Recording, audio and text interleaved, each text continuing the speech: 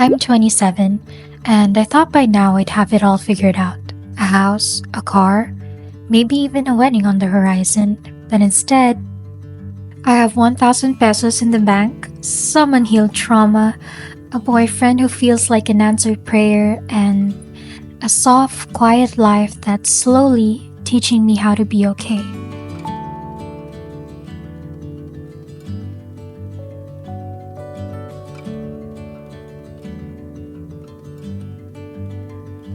No, life didn't go according to plan, but maybe that's the point, because this version, it's softer, slower, and somehow it feels like home. I love the freedom to choose. I don't have everything I want, but I do have a choice. And I get to say yes to what aligns with me now, and I get to say no without guilt. And I get to build a life that actually reflects me.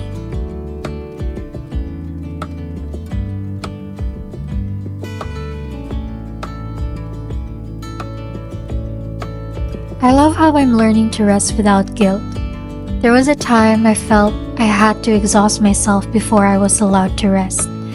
Now I'm learning to rest because I'm human, because I matter even when I'm not being productive.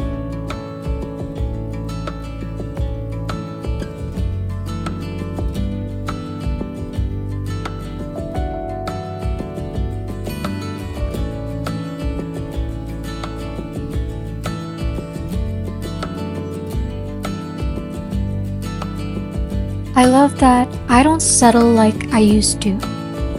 I used to stay where it was familiar, even if it didn't feel safe. Like that high-paying job I used to love. At first, it felt like a dream: financially stable, exciting work, recognition. But over time, I started noticing that their values didn't align with mine. I felt like I had to shrink parts of myself to fit in. So I made one of the hardest choices I've ever made. I let it go. Letting go of that paycheck and title felt like failure. I cried over it. I questioned everything. But what came after was something I never expected. A new job that values me. A place where I feel seen. Where I don't dread Mondays. Where I don't feel like an outsider.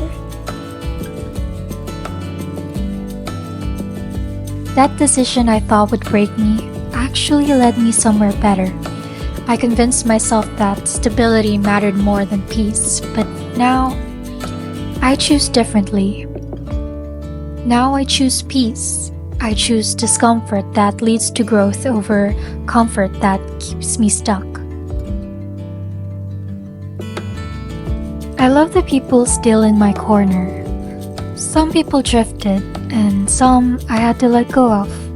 But the ones who stayed, they know the real me, the messy me, the uncertain me, the growing me. And they still choose me. That's rare, and that's love.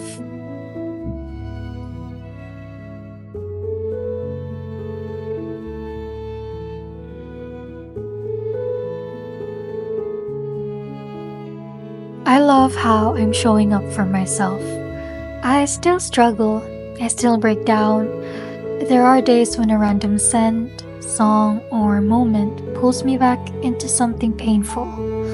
Memories that I thought I already buried come rushing back, and I find myself crying over choices I made, over the times I allowed people to treat me badly, and worse, the times I treated myself badly. But even then, something always anchors me: breakfast with my family, deep conversations with my partner, laughing at random nonsense with my work friends, hitting a new PR at the gym.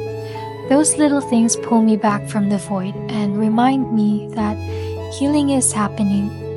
And I keep showing up for work, for healing, for the dreams I used to be too scared to chase. And I'm proud of that version of me.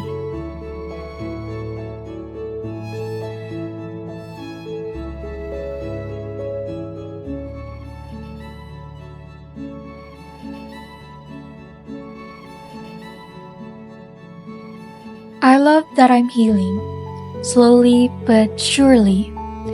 I still carry things I didn't ask for, but now I unpack them with more grace, therapy, stillness, conversations with myself. And maybe what I love most about this healing journey is that I get to show up for that little girl in me, the one who felt unseen, the one who had to grow up too fast, the one who didn't know how to ask for help. Now I get to speak to her kindly. I get to protect her in ways no one could before. I get to let her play again, rest again, and hope again. I'm learning that healing isn't always loud. Sometimes it's just choosing not to abandon yourself.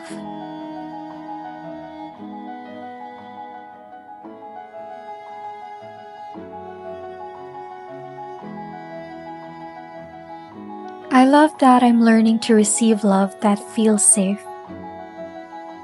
For the longest time, I thought love was supposed to feel uncertain, like constantly proving your worth, like walking on eggshells.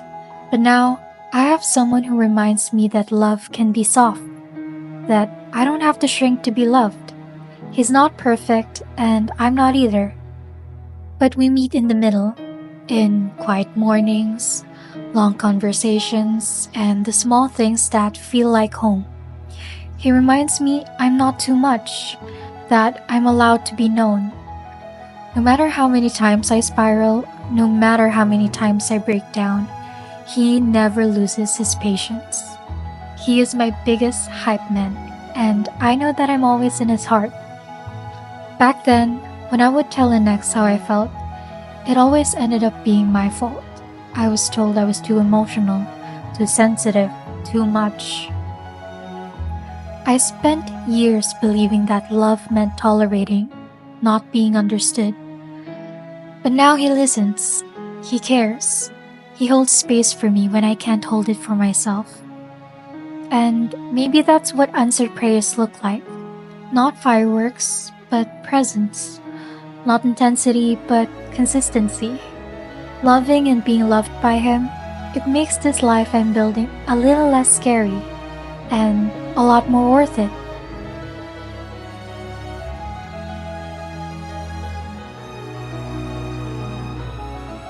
The life I'm building isn't what I imagined, but I don't need it to look like a highlight reel. I just need it to feel honest, and it does. So I'm staying, I'm building, and I'm choosing it every single day.